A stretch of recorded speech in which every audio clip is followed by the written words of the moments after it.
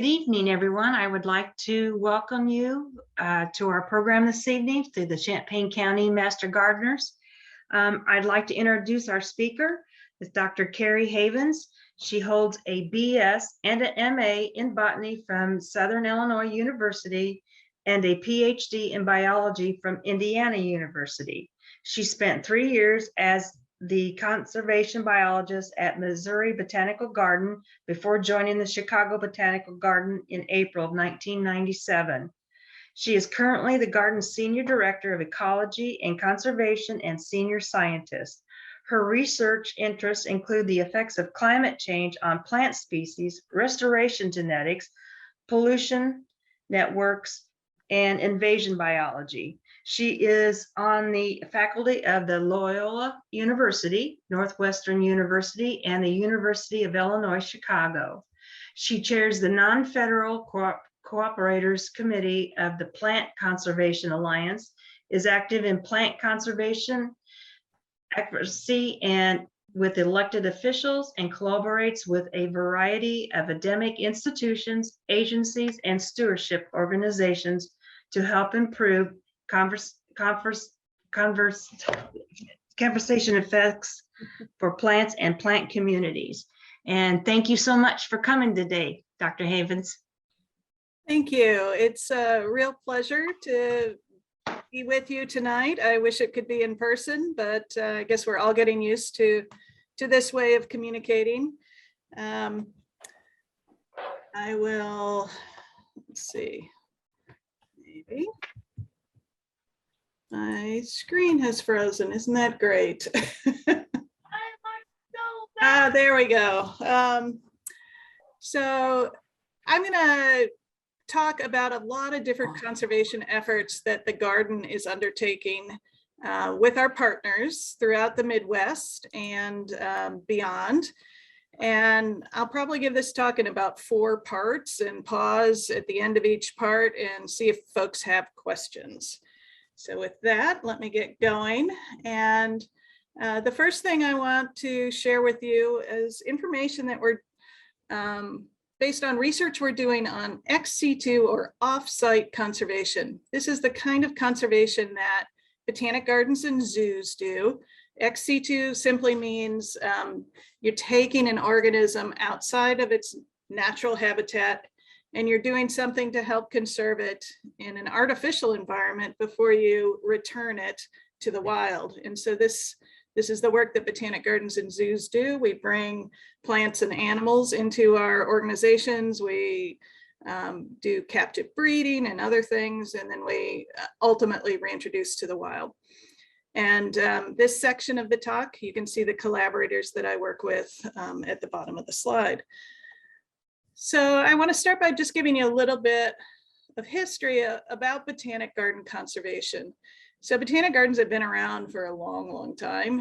Earliest ones appeared in the 1400s, and for the first 500 years or so of our history, we were involved in simply being a repository of plants for academic study and for medicinal use. And the first time anybody talked about using a botanic garden collection for conservation was about 60 years ago, 1953.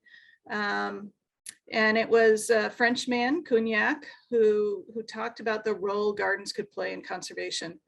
In the 70s, we thought about gardens as arks, a place where a couple individuals collected in the wild might hang out for a while and ultimately be reintroduced back into native habitats. And really in more recent decades, say the last 30 to 40 years, we've thought about botanic gardens as having a role in integrated plant conservation so that we are partners throughout the conservation process, and that we look at species both in the wild and in our collections. We are conserving an awful lot of species. About 105,000 species exist in botanic gardens, and this is about a quarter of all the plant species on Earth. More than a quarter are also held in seed banks around the world. There are roughly 120 or so species that exist only in botanic gardens that are extinct in the wild. And many of our collections are much bigger than what survives in wild populations. We're actively reintroducing rare plants, over 100 in the US right now. And we're contributing to the global strategy for plant conservation, the GSPC, which is a set of targets that all countries around the world need to meet if we're going to effectively conserve plants. And the one about seed banking is target 8, and it says that we should have 75% of rare species in our garden collections and 20% of those actively being reintroduced. So we're getting close to that. The easiest way to conserve plants offsite at a botanic garden is in a seed bank. Seed banking is efficient, it's inexpensive. You can hold millions and millions of seeds in a small space. This is our seed bank shown here. And we collect seed from about 15 states. The upper Midwest, where tallgrass prairie once existed. And we're focusing on prairie species, but we're not exclusively banking prairie species. We also bank woodland species and wetland species. Right now we have about 1,700 species in our bank, about 15,000 accessions, which is a fancy word for collections. So each of those envelopes, foil envelopes you see in the bank, is a separate collection made from the wild. We focus on species that are important for restoration. And the reason that this is so cheap and efficient, in addition to seeds being very small, is that they can live a really long time. So most seeds, if we dry them down and we freeze them, they can last on average 200 years. So great long-term conservation method. But there's a handful of species, about 30%, that either don't produce seeds or don't produce seeds that withstand drying and freezing. A lot of tropical species fall into this category. We call them exceptional species. But even some temperate species like oaks make seeds that can't be frozen. So if you freeze an acorn, it will not survive. And if you look carefully at the acorns that fall in your yard, those that survive germinate in the fall and put down a root before you see the shoot the following year. So these exceptional species need some other way, some other method of conservation. That could be tissue culture, that could be cryopreservation, or it could be holding them in a living collection in a botanic garden. And there are a lot of species that we care about that fall in this category: palms, cycads, avocado, and even the Brighamia cacao, the plant that gives us chocolate. So we want to do our best and conserve these species for the long term. So when we hold plants in a living collection, they face a lot of risks that they may not experience if they were just hanging out at a seed bank in a frozen kind of suspended animation condition. When they're living, they can hybridize with other species. They can lose genetic diversity. They can adapt to cultivation. They can get sick from pathogens and pests. They might fail to reproduce and even die in collections. So there are a lot of risks that we're concerned about in living collections. And so we've turned to our colleagues in the zoos because they face many of these same problems. The animals they conserve don't have handy seeds that can be frozen. So they've been working on these issues for a lot longer than we have. And they cooperatively manage all the animals held in zoos around the world as a single metapopulation or a big population. And the way they do this is they use something called stud books, which tracks the pedigree of every individual held in zoos. And then they use population management software to determine which crosses will retain the most genetic diversity possible. And so this software tells you how to make crosses between different lineages in order to preserve genetic diversity. We've been testing this approach in plants. The first plant we worked on is the one on the top here. This is Brighamia insignis. It's also called Alula. It's from Hawaii. And some people call it cabbage on a stick, and you'll see why when you see a side picture of it. But it's extinct in the wild, and but held at many botanic gardens around the world. We've also tested it on the species below, which you may recognize. This is corpse flower, Amorphophallus titanum. Not extinct in the wild, but quite rare, and very difficult to import to countries outside of Indonesia where it's native. And so what we have in collections may be all we ever have in collections, and we want to keep those plants healthy and robust. So we have similar conservation goals to zoos. We want to maintain genetic diversity. We want to produce new plants that we can use for reintroduction to the wild, for display purposes, for education. And the zoos have great tools for this. So some of the characteristics we see in Brighamia or Alula is that it came from relatively few founders. So when people noticed that it was getting very rare in the wild, and it's a Hawaiian species, it occurs only on the island of Kauai in Hawaii, or did, it's now extinct in the wild. When it was recognized how rare it was, there weren't that many individuals left to collect seed from and bring into captivity. It's been held in gardens for many generations. It relies on hand pollination. One of the reasons it's rare is the pollinator that presumably pollinated it. We believe it's extinct. We don't know. We assume it's a moth. And our colleagues in Hawaii were noticing that their plants weren't making pollen anymore, which suggests that they were beginning to become very inbred. So we did a genetic analysis of all the plants in botanic gardens around the world. And you don't need to think long and deep about this. The different colors show different genetic lineages. And you can see what was left in Hawaii at the National Tropical Botanic Garden was mostly this lineage shown in orange, and very little of the lineages in blue and green. But we found the converse on US mainland and European and Australian gardens.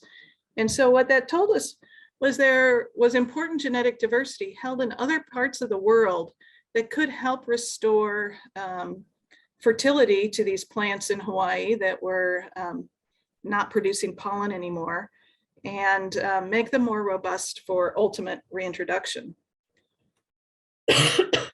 So when we did, when we used the population management software from zoos, it came up, it's like a little matchmaker, a dating game thing.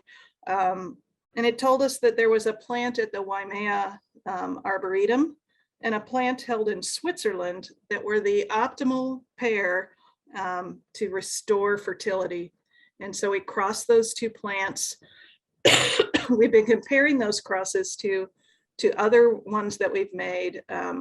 We are seeing genetic health coming back to the plants in Hawaii. And the other thing this program tells us is what individuals are genetically redundant. So they're not contributing to the genetic diversity of the offsite collection.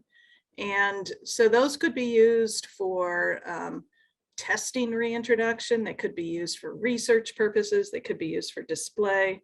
But if we lost one, it wouldn't be the end of the world.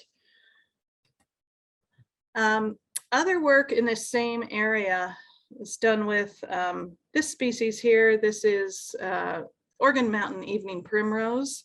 It's a rare evening primrose that occurs in New Mexico in a couple of valleys in the Organ Mountains and nowhere else in the world. And my former grad student, Bing Lee, worked on this plant, and she was interested And how do plants change when we hold them in botanic gardens for many generations? And she studied this plant because we had a greenhouse colony held at Indiana University since the 1940s for research purposes. And we were able to compare plants coming from the Indiana University population with plants or seeds that we collected from the wild. And so we were asking, did multiple generations of hand pollination change floral form, floral function in this species? Do they differ in things like scent or nectar quality?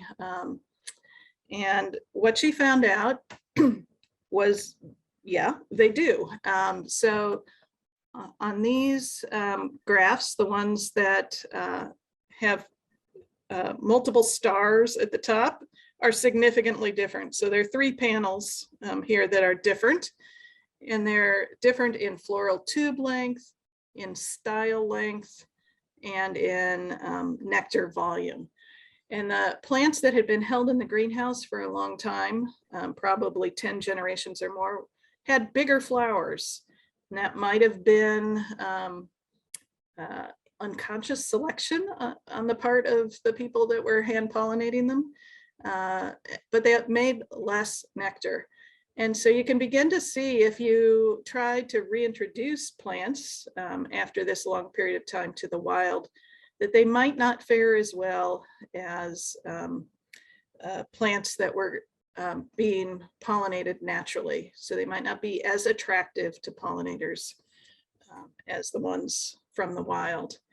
Another difference she found was phenology, or the timing of bloom. So the wild-derived plants bloomed several days earlier than the greenhouse plants. So the take-home message here is that when we hold plants in a botanic garden for many generations, they change, and they may change in ways that make them less likely to survive when we try to reintroduce them.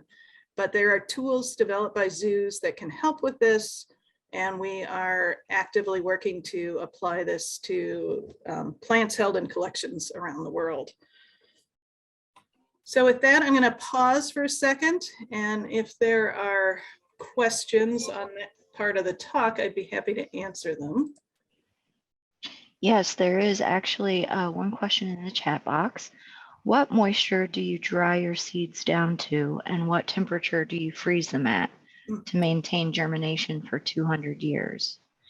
Yeah, so they're dried down to about 15% relative humidity. So we put them essentially in a box with dryerite, a drying agent, and let them equilibrate there for about a week. And then we seal them in an airtight foil envelope, and they go into the freezer, which is a standard freezer temp. It's like -18 Celsius, but you could use, before we had a big walk-in freezer, we used a chest freezer we got at Sears. So any freezer will do. So those are the conditions, optimal conditions for seed storage. Great, thank you. That's all in the chat box so far, Dr. Hans. All right, I'm going to move on and talk about some research that we're doing on rare plants. Again, I do this with a number of collaborators, and we work up at this incredible site in Door County, Wisconsin. This is the Ship Canal Nature Preserve, and we're studying, again with the slides freezing. There we go. We're studying this beautiful plant. You might not find it as beautiful as I do. It is a thistle, but it's a rare native thistle, and it's really important. So I hope by the end of this section, I've swayed you to appreciate the wonders of this thistle. This is called dune thistle, or pitcher's thistle, Cirsium pitcheri for the Latin folks. And it occurs mainly around Lake Michigan, a couple sites up on Lake Superior, and a few over on Lake Huron. And it occurs on sand dunes. And so you can see pictures of it here. We call it Sippy for short, after Cirsium pitcheri, its Latin name. And we've been working with it for more than 20 years. We've been banking its seed. We've reintroduced it at Illinois Beach State Park. We've done long-term demography at multiple sites, looking at population trends. And we're trying to understand threats. And right now, the biggest threat to this thistle are biocontrol weevils that were introduced to control weedy thistles, but have decided they like this one better. And because of this, it is being driven to extinction fairly quickly. And we're trying to understand what is its role in the community, the plant community, and the pollination network, and what might happen if we lose this species from the wild. So kind of conventional wisdom has said that rare plants can't be important in communities because they're rare. There aren't that many of them, so they can't have a very important role. But pitcher's thistle can be quite abundant where it occurs. And if you know anything about thistles, you know pollinators love them. And this species attracts an abundance of pollinators. One of the reasons it's so important for pollinators is it blooms at a unique time in the year. So on the sand dunes in Wisconsin, we have a little mustard arabis that blooms early. And then there's a period of time where there's just pitcher's thistle and nothing else.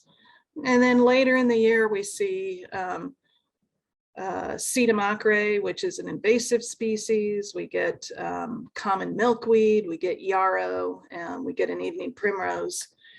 The numbers after the plant name are the numbers of pollinators that we've collected off each species.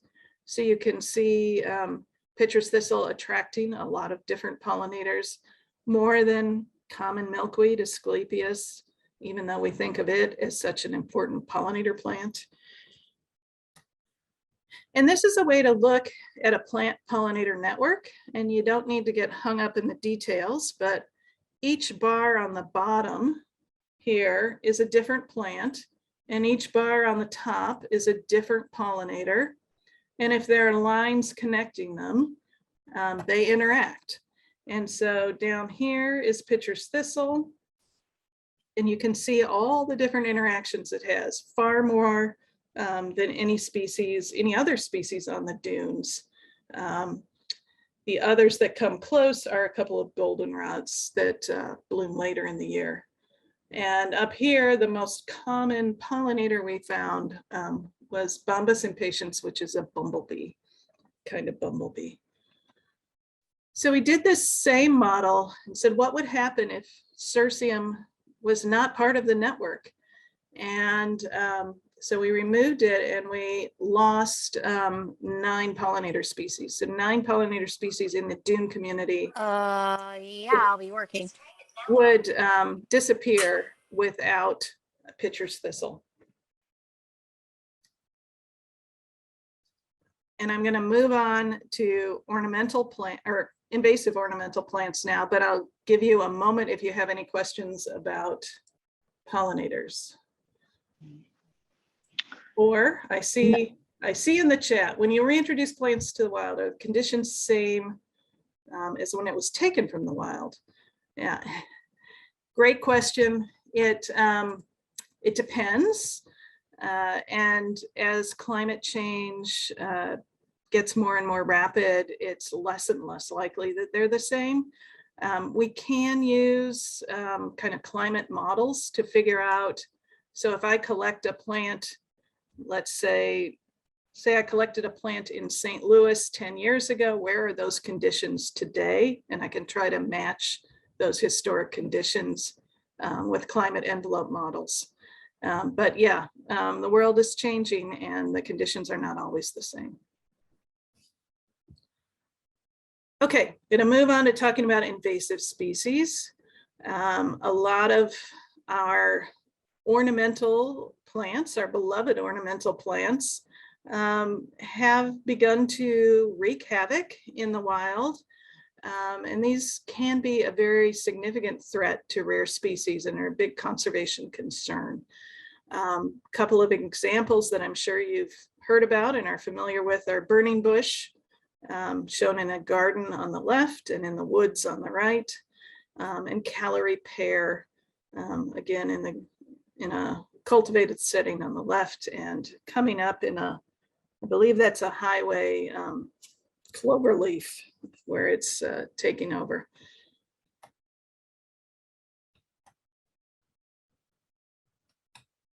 And I'm waiting for, why is it every time I look at the chat, then my slides freeze? That's very interesting. So botanic gardens have this nexus with invasive plants. We do display plants, most of us, from all over the world. We are concerned. We don't want to be the entity that introduces the next buckthorn or honeysuckle that takes over our woods. And so many gardens have developed policies to be more responsible about what we bring into the country and display. We've signed on to what are called the voluntary codes of conduct for horticulture and ecology. You can find those online if you're interested. We have a list of about 150 species now that we won't grow at the garden anymore. We're continuously looking at what's in our collection and monitoring it to make sure it doesn't become invasive. We support all international policies on invasive plants. But one of the things that's really tough to grapple with is how do we treat cultivars of invasive species?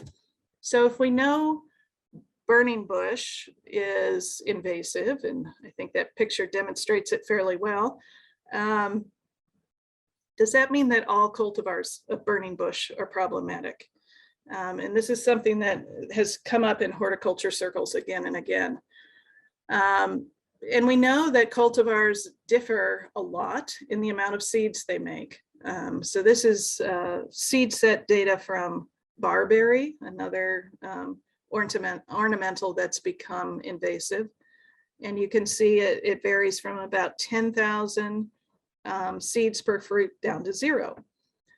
So if we're going to remove a plant from our collection, do we just remove the wild type, or do we remove all the cultivars?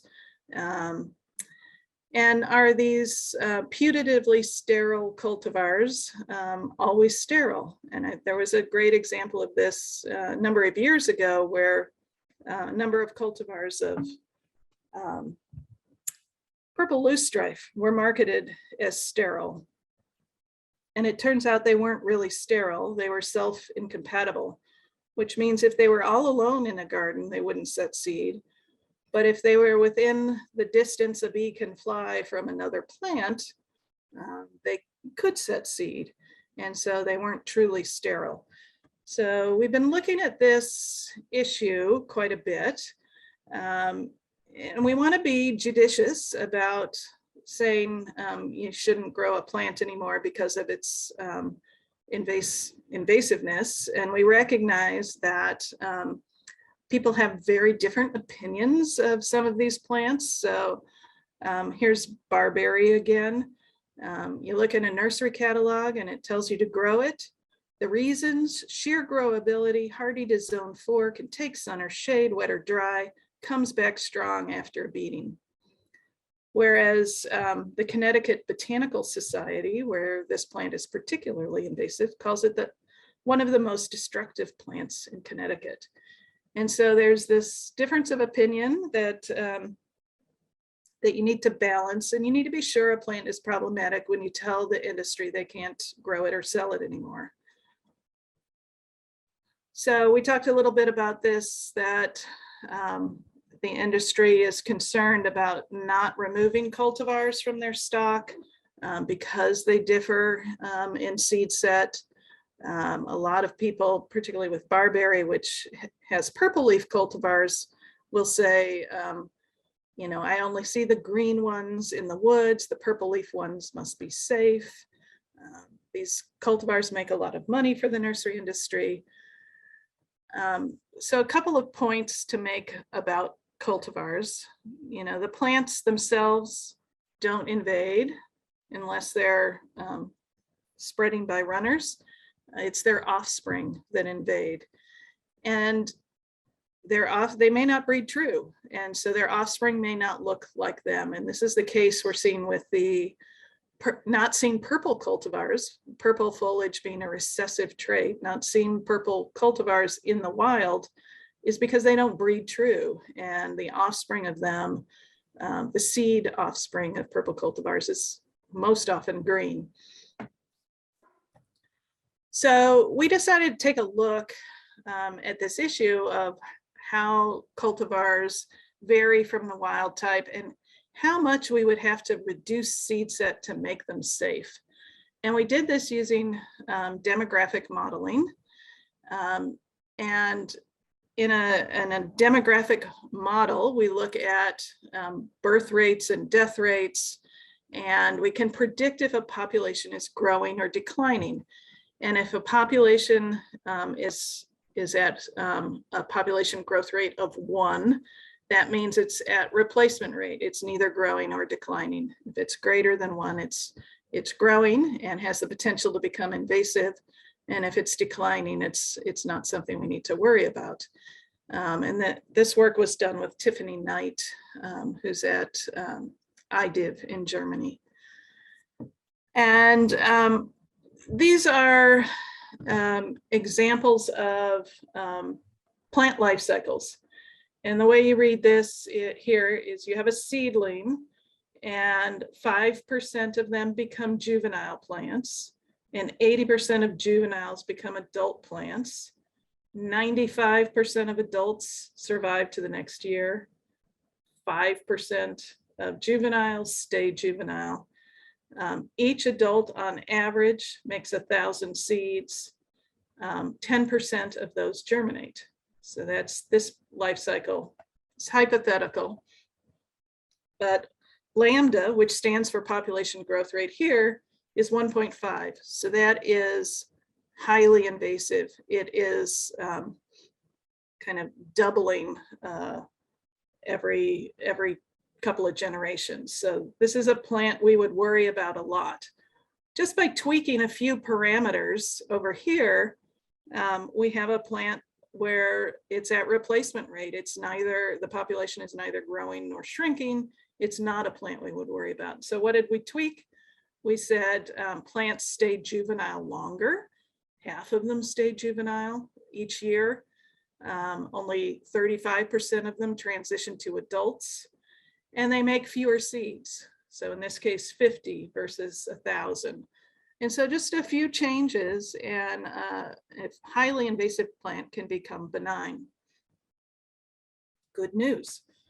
So we kind of applied this thinking to a number of published demographic models for invasive species that we were able to pull from the literature.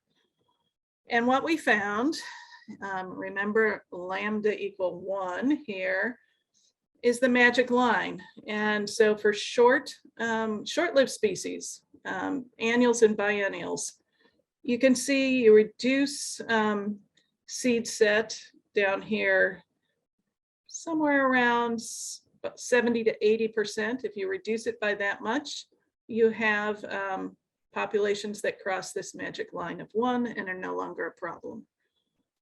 Unfortunately, with longer lived species, we really never get there. With shrubs and trees, you have to be completely sterile to be safe.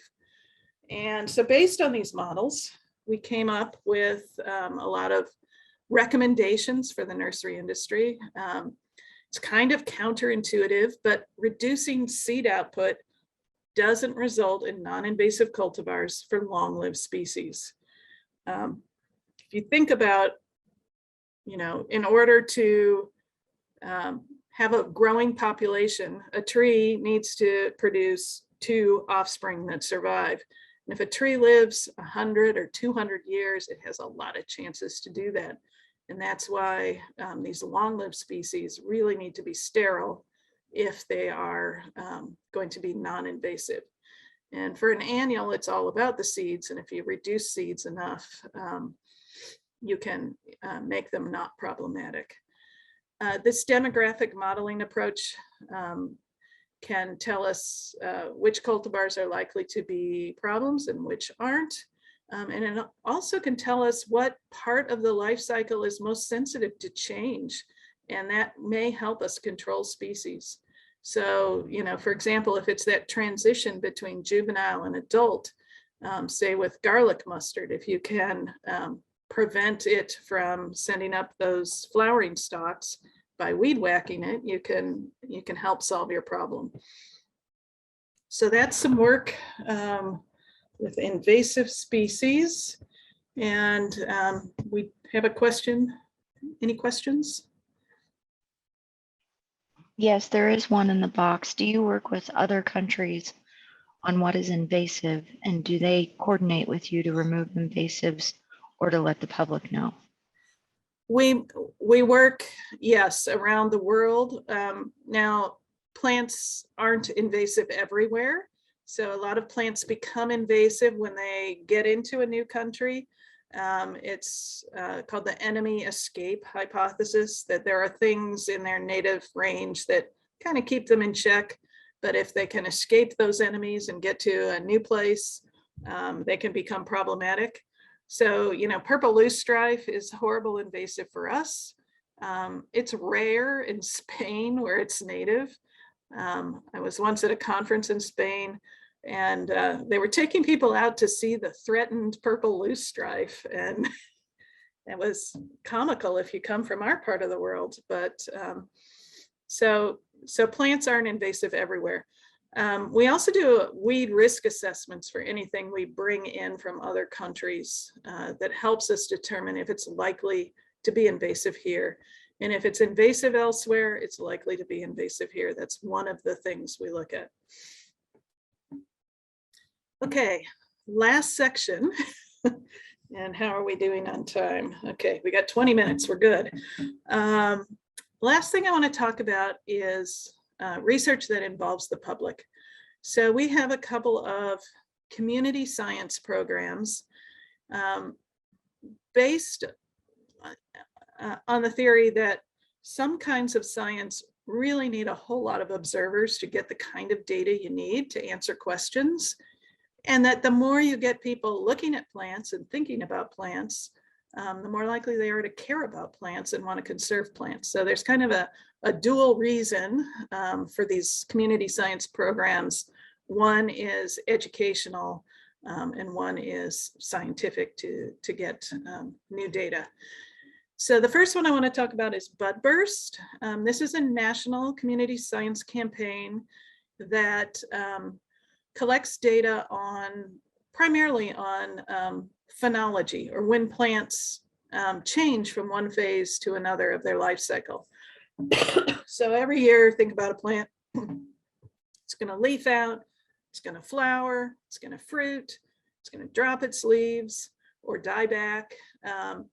And the timing of these events is linked to climate. And so by listening to how plants are changing their phenology, we can infer things about climate change. And we can also begin to understand how they may respond to future climate change. So here, oops, went 2 there. With Budburst, we believe that if you see plants, you'll want to save plants, that Budburst can inspire conservation action and can grow a community of plant scientists. And again, we're interested in phenology, so the timing of life cycle events. And shown here is a maple, and you can see it flowering and beginning to fruit and in full fruit, and fruit ready to drop in that last branch. And the great thing about bud burst is you can do it with any plant at any place at any time. And so you can monitor a plant in your garden, in your park, in your schoolyard. You can do it with class groups. You can do it with community groups. And there are two ways to participate. One are these phenology observations, and that could be a series that you do watching the same plant throughout the entire growing season, or it could be a one-off. You know, you're off hiking in your favorite park and you notice something in bloom, you can take a photo of that plant and submit it to us and tell us what it's doing. You can also participate in research projects, and I'll tell you about our pollinator research project in a moment. So Budburst has been a program for a number of years. We have people in all 50 states participating. These numbers are a bit old. I think we're up to over 20,000 participants now. We recently updated our website and produced a mobile app, so you can go either to the Apple Store or the Android equivalent and download this app. Super easy to make an observation. You snap a photo. We have partnered with iNaturalist that provides species suggestions from a photo. And so then you pick which species it is you're looking at based on those suggestions. And then you tell us what it's doing. It's in full flower, but there are no leaves out yet and no fruits yet, something along those lines. We also have research projects. We have 3 going right now. One's on monarchs and milkweeds. One is focused on the Chicago area, looking for invasive plants. And this one, which I'll talk about today, is looking at the native question. So this is something you may have been asked. If you're wanting to plant a pollinator garden, I think most people recognize that native species are great in pollinator gardens, but we get asked the question all the time, are cultivars of natives as good as a native plant? You might get asked that too. So we didn't know the answer. Nobody's really looked at this aside from a graduate student in New England and a couple other folks. So we developed a project where you can grow a native plant and one or more of its cultivars and make observations on pollinator visitation. And we have a lot of reasons to wonder if cultivars will provide the same rewards for pollinators as wild plants. So this here is columbine, a whole bunch of different cultivars of it. This is probably closest to the wild type that we have here in the eastern US. But you can see things like flower color, flower shape. In this one, a doubling of petals, and that usually happens by converting stamens to petals. So these plants don't make pollen. Sometimes cultivars have a different scent or a more potent scent. They may bloom for a longer period of time. So there are a lot of ways that they differ from wild species, and we want to know how that affects pollinators. So here, from one of my grad students looking at this same question, is data from Penstemon, beardtongue, foxglove beardtongue. And she looked at the wild type and 3 different cultivars, Blackbeard, Husker Red, and Pocahontas. And you can see that Pocahontas received, these are not statistically different, these 2 bars, about the same number of pollinator visits as the wild type, the native species did. But the other 2 cultivars got significantly less. Same thing, so that's visits per minute. when you look at the number of open flowers, you can see again that wild type and Pocahontas are most similar, and that the others had fewer flowers, which may be why they were less attractive to pollinators. She also looked at what was visiting, and you can see the key over here. And although we see kind of similar profiles across most of these groups of taxa, so here's the Penstemon again. We look at Black-Eyed Susan with 4 different cultivars, Aromatic Aster with 2 cultivars, and New England Aster with 3. You can see that there are some differences. Honeybees, one of our most common pollinators, really hitting the asters hard in the late season, but small bees and flies, bumblebees visiting the beard tongue. So this can give you an idea if you're doing a pollinator garden, what plants to plant, and if you want to use cultivars, what you're likely to attract. One of the things that is different between Black-Eyed Susan cultivars that we don't see with our eye are the floral guides. And so you can see these with UV photography. And we have a high school student who's looking at this right now, taking UV or analyzing UV photos that we took last summer to understand if that's affecting attraction of bees. So that's Budburst, and our other community science program is called Plants of Concern. This program uses volunteers to monitor rare plants in the Chicago region, and more recently, as of last year, in Southern Illinois as well.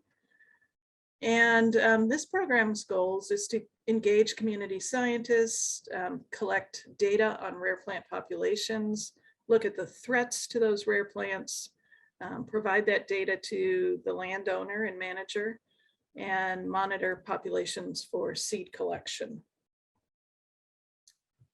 And 85% of the endangered and threatened listing changes that state of Illinois did a few years ago used data from Plants of Concern. So these data are really important to understanding if rare plants are becoming more threatened or less threatened, and if they should be protected by the state.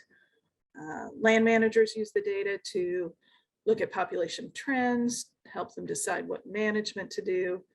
And another side effect of this program, which we didn't foresee when we started it 20 years ago, was that so many of our monitors of rare plants go on to become site stewards.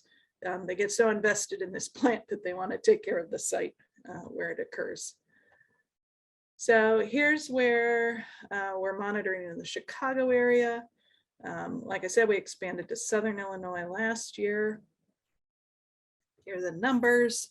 We're monitoring nearly 300 species, nearly 1,000 volunteers, working at a lot of sites owned by a lot of different folks. So super valuable data, and data that the state relies on and is unable to collect themselves. So that brings me to my last point, which is kind of the necessity of outreach and advocacy. Our community science programs are designed to get people looking at plants, thinking about plants, caring about plants. But if we really want to conserve plants, we also need to convince lawmakers that they're important. We need to convince government officials that plant conservation needs to be funded. And so a few years back, we wrote a bill. That was a whole new thing for me, never done that before. But we wrote, it's called the Botany Bill for short, with a number of colleagues. And it's created a vehicle that when we go to Washington and talk to lawmakers, we can talk about the importance of plants. What are some of the changes that need to be seen in plant conservation? We're happy to say that even though the bill itself wasn't enacted, almost all of the things we've suggested in the bill have been funded through other bills, including the infrastructure bill recently. So this has been a really valuable experience. What we try to do with the bill is to fund plant conservation research, to encourage students to go into botany and land management as a career, and to build a market for native plants. And so those are the aspects that we've been pushing in Washington to our elected officials. And I will leave you with that. Happy to answer any more questions, and thank my colleagues and students and funders who helped all this work come to fruition. Thank you.